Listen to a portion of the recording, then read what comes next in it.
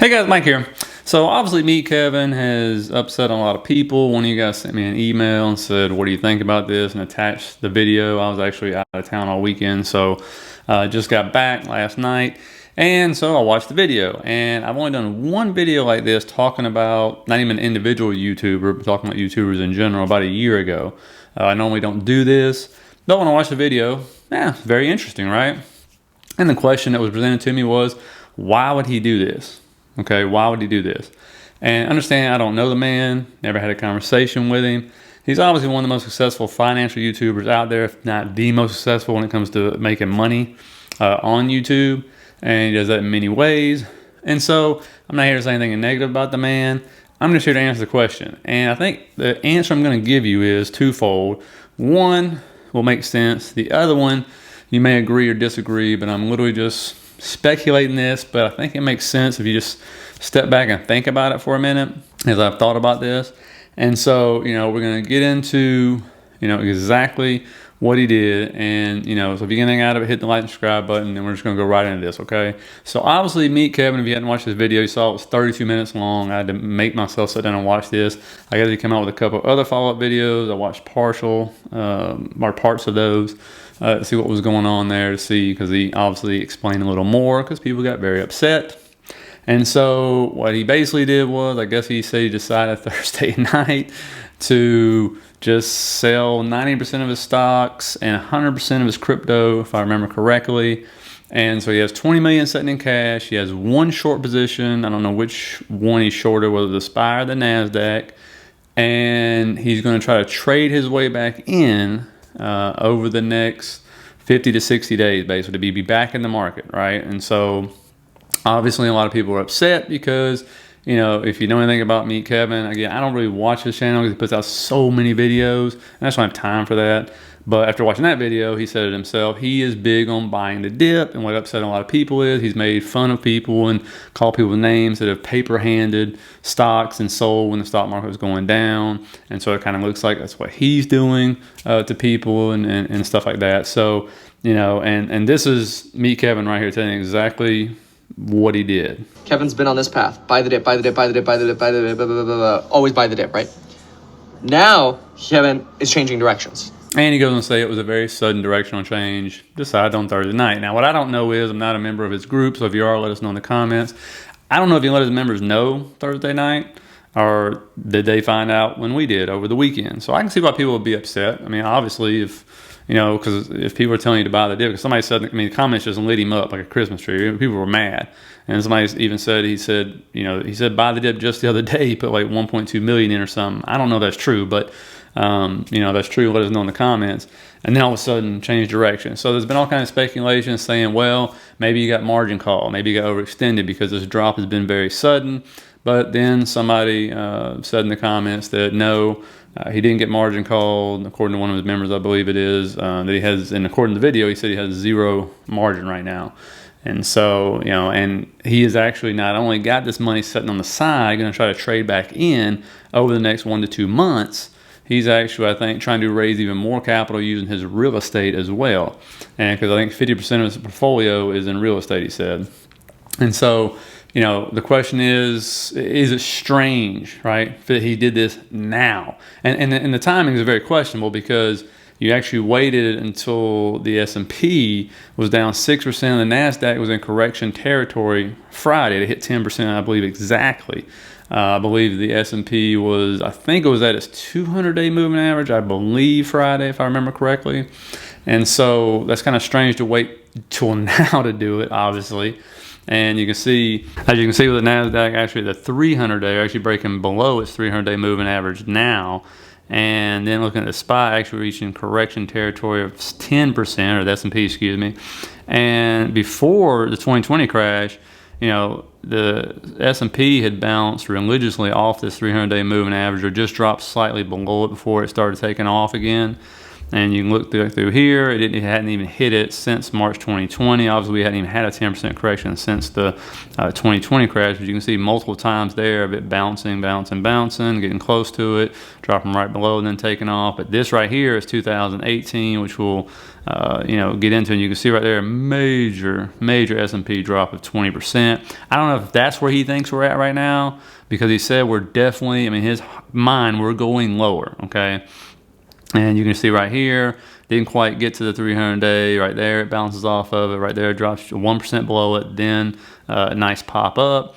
But if you look, I don't know if he thinks we're in this range. See, 2015 is when we started raising rates. We did one at the end of 2015. We did another in 2016.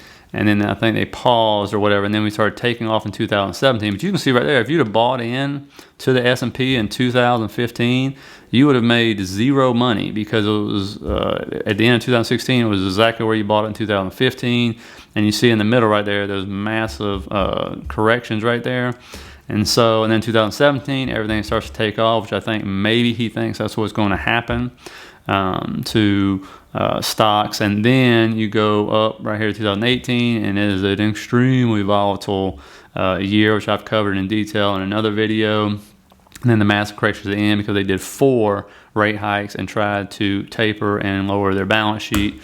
The Fed, that is what I'm talking about when I talk about balance sheet. And so I don't know if he thinks we're in 2018, if he thinks we're between 2015 and 16, but his big bet is to take, all that money, and he believes that when small cap stocks start to turn, there's going to be the biggest short squeeze we've ever seen in history.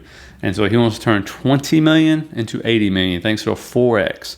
And it's simply the way you put it, hey, if 20 million, if he's wrong and it drops 50%, he goes from 20 million to 10 million. Is that going to change his lifestyle? No.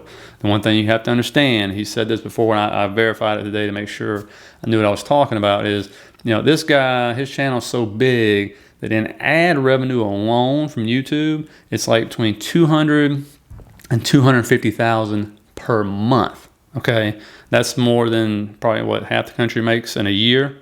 Okay, and so he showed one day in December of 2020, he made $500,000 in 1 month just on ad revenue. He was averaging like 30,000 a day sometimes. Okay, and so it's kind of disgusting to hear those numbers, but yes, that's what he makes in ad revenue.